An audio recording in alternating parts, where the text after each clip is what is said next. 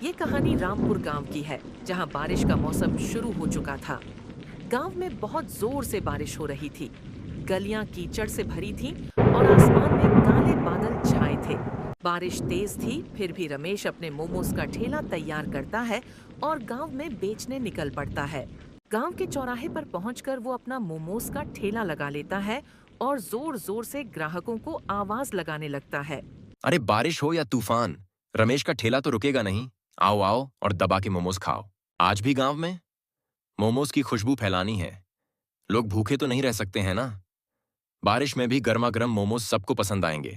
देखते देखते कुछ देर बाद बारिश रुक जाती है। कुछ लोग बाहर निकलते हैं और रमेश के ठेले पर रुकते हैं। आओ भाई आओ, बताओ कितने प्लेट मोमोज लगाऊं। अरे रमेश, कितने क्या? देख, हम दो हैं तो दोनों के लिए एक एक प्लेट लगा दे। रमेश दोनों को एक एक प्लेट मोमोज के दे देता है। मोमोज का एक पीस खाने के बाद राजू रमेश से कहता है। अरे रमेश, ये मोमोज तो गीले हो गए हैं। बारिश में तूने इन्हें ढक कर क्यों नहीं रखा? इनका स्वाद तो बिल्कुल फीका लग रहा है। अरे राजू भाई, बारिश का मौसम है, थोड़ा तो गीला होगा ही, लेकिन स्वाद तो वही है जैसा रोज का होता है। एक पीस और खाकर देखो, शायद पसंद आ जाए। नहीं रमेश, इनका स्वाद बिल्कुल बेकार है। पूरा मुंह का स्वाद ही खराब हो गया। बारिश में मोमोज लेकर ही गलती कर दी। अगली बार सूखे मोमोज लाना, तब बात बनेगी। इतना कहकर दोनों ग्राहक वहां से निकल जाते हैं, पर उनकी बातों से रमेश उदास हो जाता है। लगता है आज का दिन खराब है, लेकिन हिम्मत नहीं हारनी। ठीक है, कल और बेहतर मोमोज बनाकर लाऊंगा, ताकि लोगों को पता चल जाए कि बारिश हो या ना हो, रमेश के मोमोज हमेशा स्वादिष्ट होते हैं। देखते देखते फिर धीरे धीरे बरसात शुरू हो जाती है।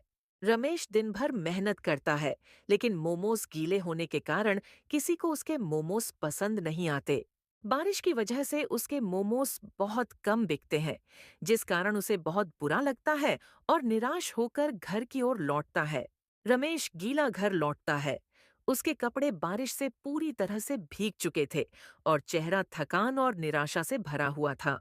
उसके घर लौटने के बाद उसकी पत्नी सरिता उसका उदास चेहरा देखकर चिंतित हो जाती है। क्या हुआ जी? आज आपने अपनी ये हालत क्यों बना रखी है?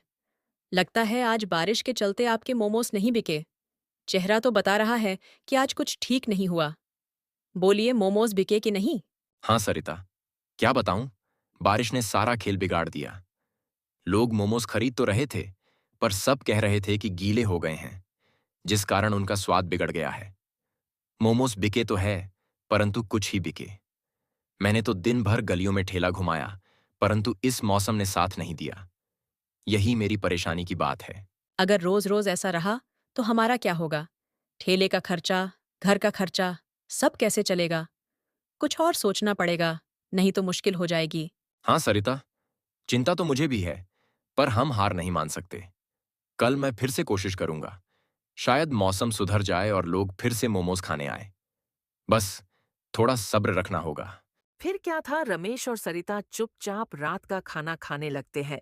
कमरे में सन्नाटा था और दोनों के माथे पर चिंता की लकीरें थीं।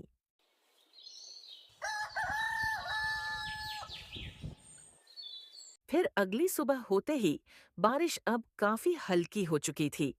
सुरेश फिर से अपने मोमोज का ठेला तैयार करता है और गांव की गलियों में निकल पड़ता है। परंतु कल के मोमोज का स्वाद बिगड़ने के कारण इस बार लोग उसके ठेले पर नहीं आ रहे थे। लगता है कल की बात सबके दिमाग में अटक गई है। लोग शायद सोच रहे हैं कि मोमोज फिर से गीले होंगे। देखते देखते सुबह की दोपहर हो जाती है, पर एक भी व्यक्ति उसके ठेले पर नहीं आया था। क्या हो गया है लोगों को? कोई ठेले पर आ ही नहीं रहा। अरे इतनी मेहनत से मोमोज बनाए हैं और अब कोई खाने वाला ही नहीं है। वह एक चौराहे पर ठेला रोककर इंतजार करता है, लेकिन घंटों बीत जाते हैं, पर कोई ग्राहक नहीं आता है। रमेश का चेहरा उदास हो जाता है। क्या करूं अब? अगर ऐसे ही चलता रहा तो ठेला चलाना मुश्किल हो जाएगा। अभी यहाँ रमेश परेशानी से अपने आप से बात कर ही रहा था कि तभी एक बूढ़ा व्यक्ति, जिसके कपड़े पुराने और फटे हुए थे, धीरे धीरे ठेले के पास आता है। बेटा, कुछ खिला दो। बहुत भूख लगी है। दिन भर से कुछ नहीं खाया। बाबा, मेरे पास इस ठेले पर मोमोज है, क्या आप खाओगे? हाँ बेटा, चलेगा। पर बेटा, मेरे पास पैसे तो नहीं है। बस सोचा शायद तुम कुछ खिला दो। कोई बात नहीं बाबा, भूखे को खाना देना पुण्य का काम है। ये लो गर्मा गर्म मोमोज खाओ। बूढ़े बाबा रमेश के दिए मोमोज बड़े चाव से खाते हैं। बेटा, तेरा दिल तो सोने जैसा है। ये मोमोज बहुत स्वादिष्ट है। भगवान तुझे हमेशा खुश रखे और तेरे ठेले पर बरकत दे। शुक्रिया बाबा, आपकी दुआ ही काफी है। अभी रमेश बाबा से बात कर रहा था कि तभी आसमान में फिर से काले बादल घिर जाते हैं और अचानक तेज बारिश शुरू हो जाती है। बारिश की बूंदें ठेले पर रखे मोमोज पर गिरने लगती हैं, जिसे देख रमेश परेशान हो जाता है। अरे ये क्या हो गया? फिर से बारिश? अब तो सारे मोमोज भीग जाएंगे। कल इसी बारिश के कारण लोग बुरा भला कह रहे थे और आज फिर वही हाल। इस बारिश के चक्कर में मेहनत पर पानी फिर जाएगा। क्या हुआ बेटा? बारिश तुम्हें कैसे परेशान कर रही है? अब क्या बताऊं बाबा, कल भी बारिश के कारण सारे मोमोज भीग गए थे, जिस कारण लोगों को उनका स्वाद अच्छा नहीं लगा। उसी वजह से शायद आज सुबह से एक भी जान मोमोज लेने नहीं आया। रमेश की बात सुन बूढ़े बाबा अपने पास से एक मसाले का डिब्बा निकालकर रमेश को दे देते हैं और वो अपने सिर पर रखे प्लास्टिक की थैली भी रमेश को दे देते हैं, जो उन्होंने बारिश से बचने के लिए ओढ़ रखी थी। बेटा, परेशान मत हो। यह प्लास्टिक ले लो और इसे अपने ठेले पर डाल दो। इससे तुम्हारे मोमोज भीगने से बच जाएंगे। लेकिन बाबा, अगर मैं यह प्लास्टिक ले लूंगा तो आप कैसे बचेंगे इस बारिश से? आप तो खुद भीग जाएंगे। मेरी चिंता तू मत कर बेटा। यह प्लास्टिक तुझे ज्यादा जरूरी है। ले रख ले इसे और अपने मोमोज को बचा। बाबा, आपका बहुत बहुत शुक्रिया। आपने मेरी बड़ी मुसीबत हल कर दी। बेटा, और अगर किसी दिन तुम्हें लगे कि तुम्हारे मोमोज का स्वाद सच में उड़ गया है, तो तुम यह मसाला उसमें डाल लेना और फिर देखना इस मसाले का जादू। ठीक है बाबा, आपने जैसा कहा मैं वैसे ही करूंगा। ठीक है बेटा, तो मैं चलता हूं। तुम बस अपना काम करते रहना। अच्छे दिल वालों का हमेशा भला होता है। रमेश को मसाले का डिब्बा और अपनी प्लास्टिक देने के बाद बूढ़े बाबा वहां से चले जाते हैं। बाबा के जाने के बाद रमेश उस प्लास्टिक को मजबूती से ठेले पर बांध देता है। धीरे धीरे बारिश अब थम जाती है और बारिश के थमने के बाद एक ग्राहक, जो गांव का एक जाना माना व्यापारी था, ठेले के पास आता है। अरे रमेश, तेरा ठेला तो आज भी यहीं है। मैंने सुना था कि कल तेरे मोमोज गीले हो गए थे, लेकिन आज तो मौसम थोड़ा ठीक लग रहा है। चल एक काम कर, एक प्लेट मोमोज दे दे। भूख बड़ी जोरों की लगी है। हाँ भाई, आज मोमोज बिल्कुल ताज़ा है। ये लोग गर्मा गर्म मोमोज। लेकिन सच कहूं भाई, कल की बात से मन थोड़ा डरा हुआ था। लोग शिकायत कर रहे थे कि मेरे मोमोज में स्वाद नहीं आ रहा है। रमेश उस व्यापारी को एक प्लेट मोमोज की दे देता है, पर जैसे ही वो एक मोमो खाता है, वो रमेश से कहता है। ये क्या बना दिया है रमेश भाई? ये तो बिल्कुल बेस्वाद लग रहे हैं। सच में आज भी तुम्हारे मोमोज एकदम गिले लग रहे हैं। इस बार रमेश को बहुत बुरा लगा, क्योंकि अब वो कुछ नहीं कर सकता था, क्योंकि आज भी उसके मोमोस बारिश में थोड़े बहुत भीग चुके थे, जिस कारण उनमें स्वाद नहीं आ रहा था। तभी उसे बाबा के दिए मसाले की याद आई। लगता है आज भी बारिश से मोमोज गीले हो चुके हैं, जिस कारण इनका स्वाद खराब हो चुका है। एक काम करता हूँ, बाबा का थोड़ा सा मसाला इन पर छिड़क कर देखता हूँ। रमेश जल्दी से बाबा का दिया हुआ मसाला मोमोस पर छिड़क देता है और व्यापारी से कहता है। लो भाई, अब एक बार फिर से छक कर देखो, शायद अब तुम्हें स्वाद पसंद आ जाए। व्यापारी एक मोमो उठाता है और जैसे ही मुंह में डालता है, उसकी आंखें चमक उठती हैं। वाह सुरेश, ये क्या बात है? यह मोमोज तो लाजवाब हैं। ऐसा स्वाद तो मैंने पहले कभी नहीं चखा। ना ज्यादा तेल, ना गीले, बस एकदम कुरकुरे और मसालेदार। तूने तो आज कमाल कर दिया। सच में भाई, तुम्हें इतना पसंद आया? शुक्रिया। शायद आज का दिन अच्छा है। चलो एक और प्लेट मोमोज खाओ, पर यह मेरी तरफ से। अरे इतनी उदारता। ठीक है, ला एक और प्लेट दे दे। लेकिन सच बताना रमेश, तूने आज मोमोस में क्या डाला? ये तो जादू जैसा स्वाद है। कुछ नहीं भाई, बस वही पुराना मसाला है भाई। पर तुमने पहले जो मोमो खाया था वो ऊपर था, तो शायद गिला हो गया था, और ये गिले होने से बच गए थे, इसलिए अच्छे लग रहे हैं। वरना मैं तो हमेशा अच्छे और प्यार से मोमोज बनाता हूँ। हाँ, पर आज शायद मेहनत का फल मिल रहा है। व्यापारी मोमोस खाकर चला जाता है और रास्ते में मिलने वालों से रमेश के मोमोस की तारीफ करता है। व्यापारी की वजह से धीरे धीरे और लोग ठेले की ओर आने लगते हैं। एक के बाद एक ग्राहक मोमोस खरीदते हैं और हर कोई स्वाद की तारीफ करता है। क्या बात है रमेश, ये तो जादू वाली बात हो गई। कल तेरे मोमोज गीले थे, लेकिन आज तो तूने बाजी मार ली। ये स्वाद तो मैं भूलने वाला नहीं हूं। मैं तो मेरे पूरे परिवार को ये मोमोज खिलाऊंगा। कितने बचे हैं? एक काम कर, 2 प्लेट घर के लिए बांध दे। अरे इतनी तारीफ! धन्यवाद भाई। बस थोड़े ही मोमोज बचे हैं, जल्दी से ले जाओ। देखते देखते ठेले पर भीड़ लग जाती है। लोग एक दूसरे को बुलाने लगते हैं और कुछ ही देर में रमेश के सारे मोमोस बिक जाते हैं। मोमोस बेचते बेचते वह थक चुका था, लेकिन इस थकान के पीछे उसके चेहरे पर संतुष्टि की मुस्कान थी। आज तो कमाल हो गया।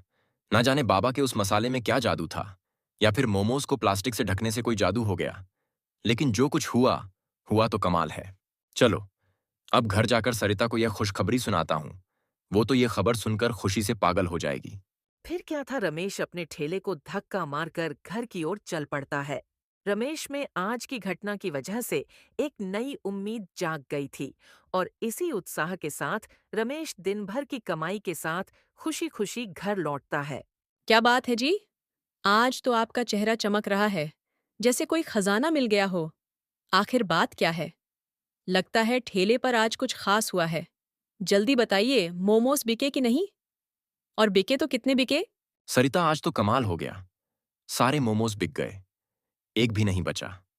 लोग ठेले पर ऐसे टूट पड़े जैसे गांव में मेला लग गया हो। हर कोई तारीफ कर रहा था, कह रहे थे कि इतने स्वादिष्ट मोमोज पहले कभी नहीं खाए। सच में जी, ये तो बहुत अच्छी खबर है। लेकिन कल तो लोग शिकायत कर रहे थे कि मोमोस गीले हैं, स्वाद बिगड़ गया। आज अचानक यह बदलाव कैसे हुआ? कुछ तो खास बात है, बताओ ना। हाँ सरिता, मुझे भी समझ में नहीं आ रहा है। आज एक बूढ़े बाबा आए थे, बहुत भूखे लग रहे थे। मैंने उन्हें मुफ्त में मोमोज दे दिए। फिर उन्होंने मुझे एक ढकने के लिए प्लास्टिक दी ताकि बारिश में मोमोज गीले ना हो, और एक मसाले का डिब्बा दिया। अब पता नहीं ये मसाले का चमत्कार है या फिर बारिश से बचने से, पर जो भी हो, मजा आ गया। पर मेरे हिसाब से प्लास्टिक से ढके मोमोज को लोगों ने बहुत पसंद किया। उसके कुछ देर बाद तो एक के बाद एक सब तारीफ करते गए। आपने बूढ़े बाबा को मुफ्त में मोमोस दिया। यह तो आपकी अच्छाई का फल है, क्योंकि अच्छा काम करने से हमेशा अच्छा ही होता है। वो प्लास्टिक और मसाला तो बस एक बहाना है। आप उसका ज्यादा जिक्र मत करिए, अपनी मेहनत पर ध्यान दीजिए, वही आपको आगे ले जाएगी। हाँ सरिता, शायद तुम सही कह रही हो। बाबा की दुआ और मेरी मेहनत ने आज रंग दिखाया। चलो, अब खाना खाते हैं। आज का दिन तो यादगार रहा। हाँ, आपने सही कहा। अब आप कल भी ऐसे ही मेहनत करना। मुझे यकीन है आपका ठेला अब रोज ऐसे ही चलेगा। फिर रमेश और सरिता खुशी से खाना खाते हैं। आज की रात घर में उदासी की जगह अब हंसी और उम्मीद का माहौल था।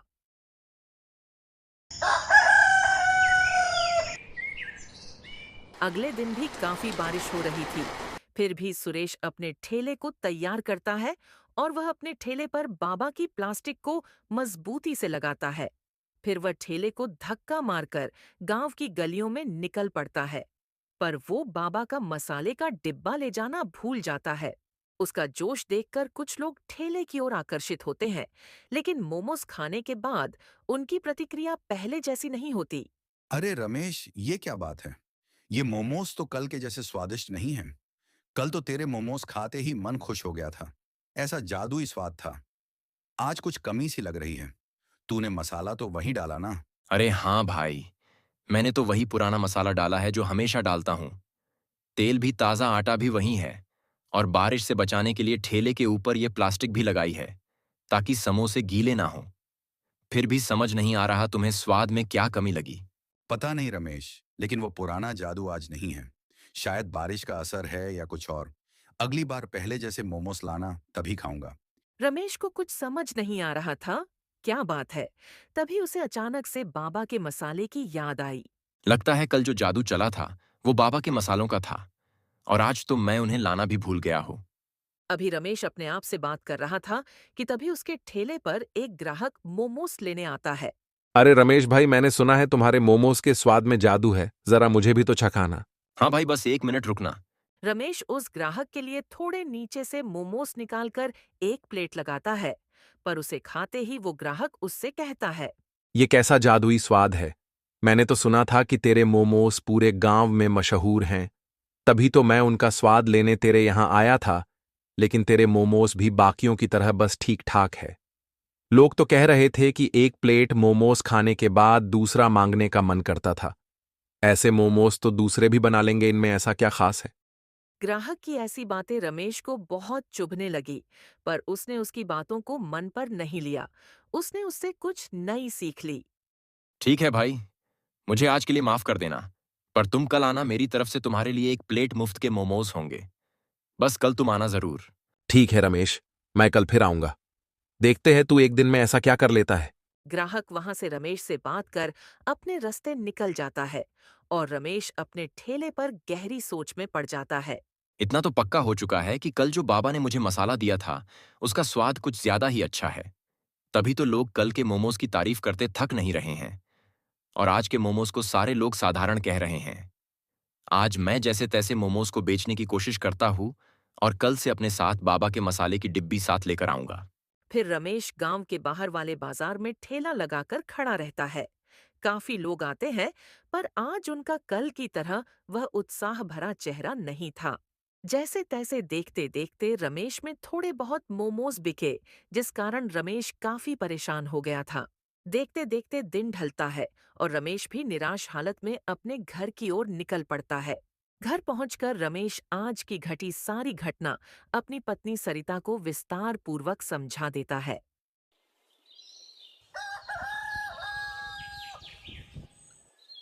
फिर अगली सुबह रमेश फिर अपने ठेले को प्लास्टिक लगाकर तैयार करता है, और आज उसने अपने साथ बूढ़े बाबा की मसाले की डिब्बी अपने साथ ले ली थी। रमेश फिर वह ठेला लेकर गांव की गलियों में निकलता है। मोमोज का ठेला अच्छी तरह से बाबा की दी हुई प्लास्टिक से ढका हुए था। चौराहे पर ठेला रुकते ही एक ग्राहक आता है और मोमोज खाने के लिए मांगता है। पर इस बार मोमोज की प्लेट देने से पहले रमेश उस पर बाबा के मसाले को छिड़क देता है, और फिर जैसे ही वह उसे खाता है, फिर तो तारीफ ही करता रहता है। फिर यह खबर गांव में फैलती है और ठेले पर भीड़ लग जाती है। लोग मोमोज की तारीफ करते हैं और जल्दी ही सारे मोमोज बिक जाते हैं। रमेश थका हुआ था, लेकिन खुश था। वह ठेला समेत तय समय वह मसाले को देखता है और समझ जाता है कि इसमें कोई खास शक्ति है। वह मसाले को संभाल कर रखता है और खुशी खुशी घर की ओर चल पड़ता है। रमेश घर पहुंचता है और सरिता को खुशी खुशी बताता है कि आज सारे मोमोस बिक गए और लोग बार बार तारीफ करते रहे। सरिता, आज फिर वही हुआ। जैसे ही बाबा का मसाला डाला, सबने कहा कि रमेश के मोमोज का कोई जवाब नहीं। आज तो ठेले पर इतनी भीड़ थी कि सारे मोमोज कुछ ही देर में खत्म हो गए। देखा जी, ये सब आपकी मेहनत और नेक दिल का फल है। बाबा का मसाला बस सहारा है, असली स्वाद तो आपकी लगन और मेहनत का है। रमेश मुस्कुराता है और मन ही मन उस बूढ़े बाबा को याद करता है। उसे यकीन हो जाता है कि मेहनत और अच्छे कर्म हमेशा रंग लाते हैं। उस दिन के बाद रमेश का ठेला पूरे गांव में मशहूर हो गया। बारिश हो या धूप, लोग रमेश के ठेले पर मोमोज खाने जरूर आते। मुसीबत चाहे कितनी भी बड़ी क्यों न हो, अगर इंसान हिम्मत और मेहनत से काम करे और दूसरों की मदद के लिए हमेशा तैयार रहे, तो ऊपर वाला भी उसकी मदद जरूर करता है। नेक दिल से किया गया काम कभी बेकार नहीं जाता और उसकी मीठी सफलता जरूर मिलती है।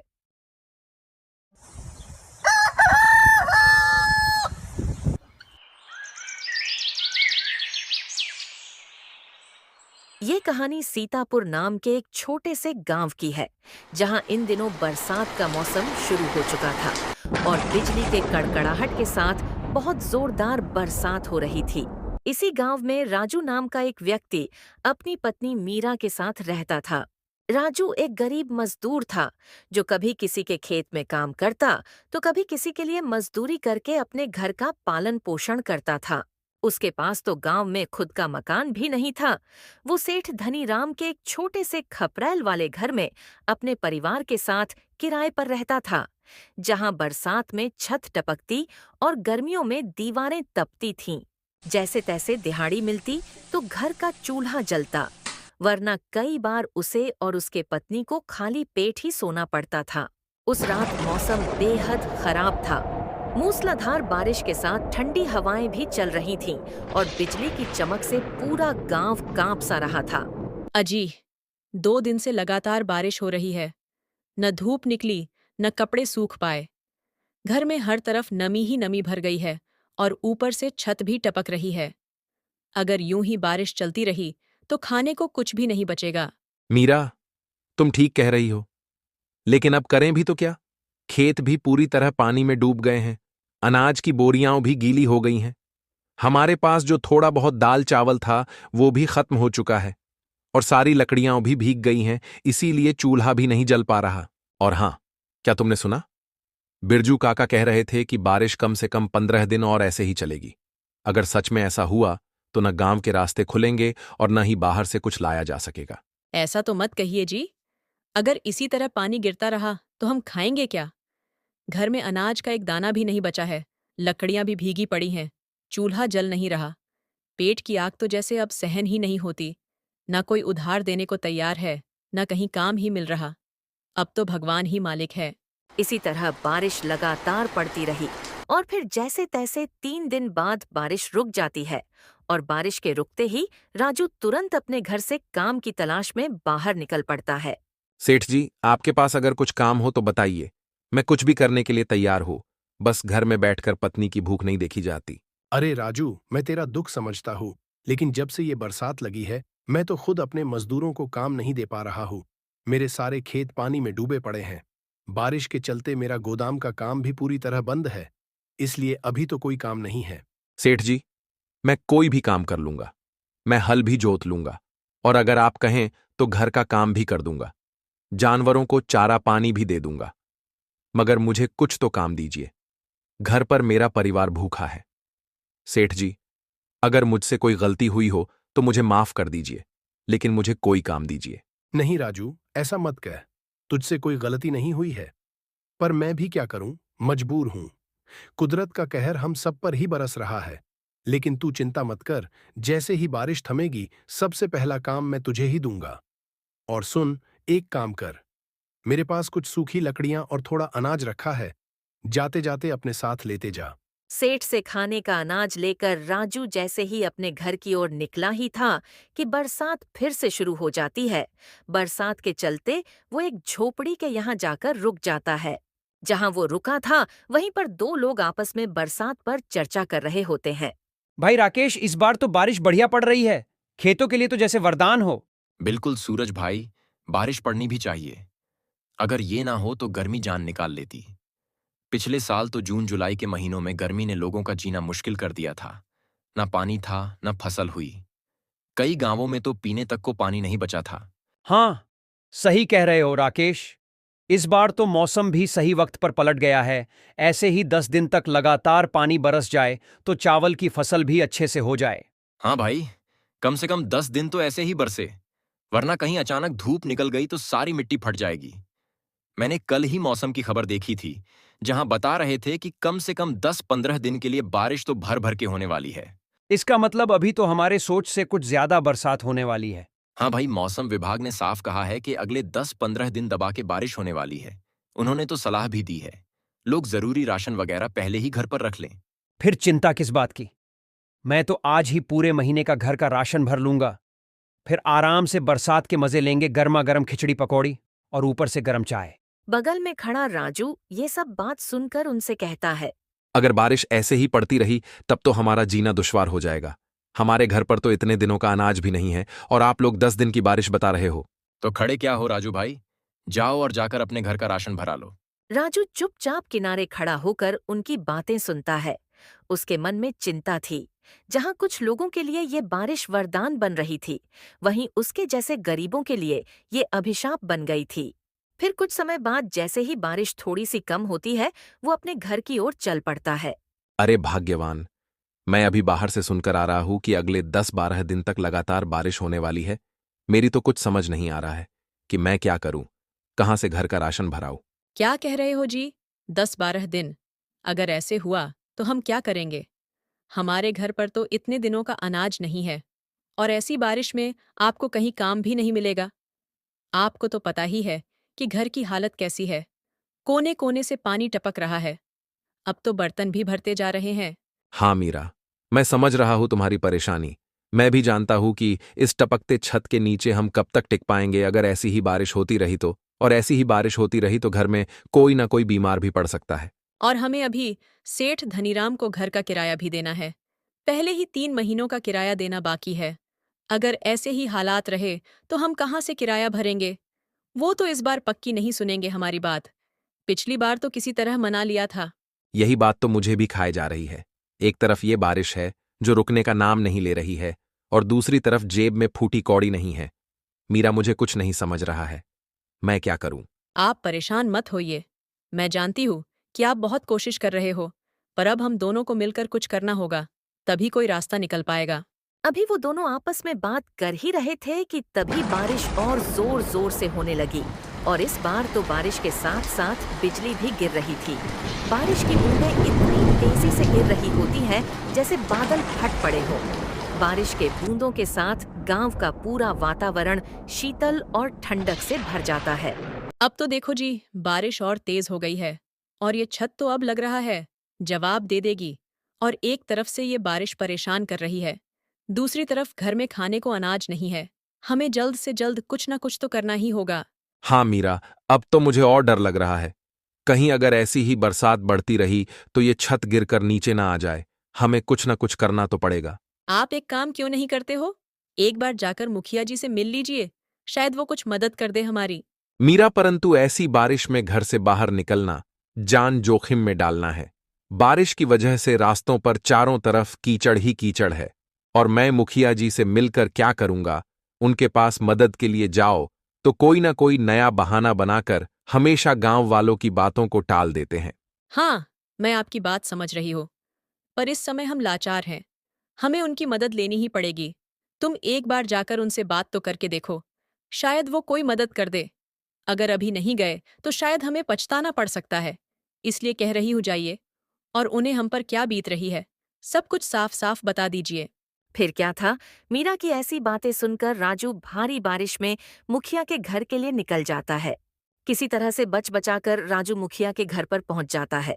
अरे राजू, तुम इतनी भारी बारिश में यहाँ, क्या हुआ? कोई जरूरी बात है? हाँ मुखिया जी, मैं आपके पास बहुत जरूरी काम से आया हूं।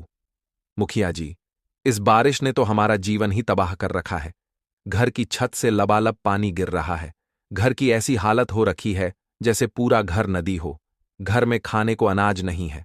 ऊपर से ऐसे बारिश के चलते कोई काम नहीं मिल रहा है, जिस कारण पैसे भी नहीं है। मैं बहुत मजबूर हो चुका हूं। देख राजू, पैसों की बात तो मत ही कर। मैं खुद ही कई लोगों को पैसे बांट चुका, और अब मेरे पास बिल्कुल पैसे नहीं है कि मैं तुझे दे सकूं। तू तो जानता ही है कि पंचायत में कितने खर्चे होते हैं, इसलिए फिलहाल तो मैं तुझे पैसे नहीं दे पाऊंगा। तू किसी और के पास से पैसे उधार ले ले।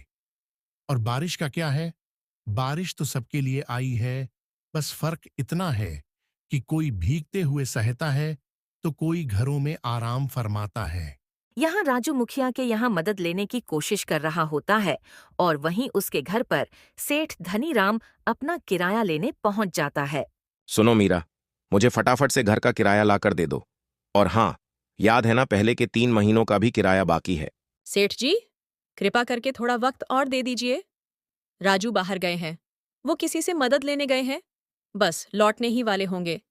हम आपका किराया जरूर चुकाएंगे, बस कुछ दिन की मोहलत दे दीजिए। मीरा, अब बहानों से काम नहीं चलेगा। मैं पहले ही बहुत बार तुम्हें मौका दे चुका हूं। अब एक दिन भी देर नहीं चलेगी। अगर आज किराया नहीं दिया तो तुम्हें ये घर खाली करना पड़ेगा। सेठ जी, हम कहाँ जाएंगे बाहर? इतनी तेज बारिश हो रही है, गांव में हर जगह पानी भर गया है, पूरे छत से पानी टपक रहा है। हमारे पास इस वक्त कुछ भी नहीं है, खाना तक नहीं है। हम पर ऐसा अन्याय मत कीजिए सेठ जी। देखो मीरा, बारिश के वक्त हमें भी तो खाना चाहिए। तुम लोगों की दिक्कत मैं हर बार नहीं सुन सकता। ये बारिश एक दिन की नहीं है, कम से कम 10-15 दिन चलने वाली है। ये सब सोचकर बोल रहा हूं। सेठ जी, बस कुछ दिन का और समय दे दीजिए, हम आपके पैसे लौटा देंगे। नहीं मीरा, मैं अब तुम्हें एक भी दिन का भी समय नहीं दूंगा। फिर क्या था, धनीराम सेठ मीरा को अपने घर से बाहर निकाल देता है। तभी कुछ देर बाद राजू अपने घर की ओर लौट रहा था। तभी अपनी पत्नी को बारिश में बाहर देखता है। क्या हुआ मीरा, तुम इतनी तेज बारिश में यहाँ क्या कर रही हो? सेठ धनीराम आए थे किराया लेने। मैंने उन्हें समझाने की कोशिश की, तुम पैसे लेने ही गए हो, पर उन्होंने मेरी एक नहीं सुनी और बोलने लगे कि तुम्हारे बहाने और नहीं चलेंगे और अभी के अभी मेरा घर खाली कर दो। उन्होंने तुम्हें इतनी तेज बारिश में बाहर निकाल दिया, क्या उनमें इतनी सी भी इंसानियत नहीं है? अब हम क्या करेंगे जी? हमारा तो कोई है भी नहीं, हम कहाँ जाएंगे? अब हम बस एक काम कर सकते हैं, जब तक कुछ ना हुआ तब तक गांव के मंदिर में आश्रय ले सकते हैं। हाँ, ये आपने सही कहा। हम कुछ दिन गांव के मंदिर में गुजार लेते हैं। राजू और मीरा भीगते हुए अपने भीगे सामान को साथ लेकर गांव के पुराने शिव मंदिर की ओर चल पड़ते हैं। रास्ते में तेज बारिश और ठंडी हवा से शरीर कांप रहा था, लेकिन मजबूरी ने उन्हें हिम्मत दी थी। मंदिर तक पहुंचते पहुंचते शाम हो चुकी थी। बारिश अब भी थमने का नाम नहीं ले रही थी। मंदिर के भीतर एक कोना चुनकर उन्होंने अपना सामान रख दिया और वहीं एक कोना पकड़कर दोनों सो गए।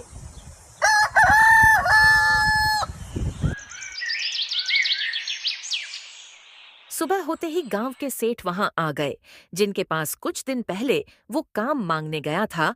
उन्होंने मंदिर में राजू और उसकी पत्नी को देखकर पूछा, अरे राजू, तुम यहाँ मंदिर में क्यों रुके हुए हो? सब ठीक तो है? सेठ जी की आवाज सुनकर राजू उठकर खड़ा हो जाता है। सेठ जी, सब कुछ बिखर गया है।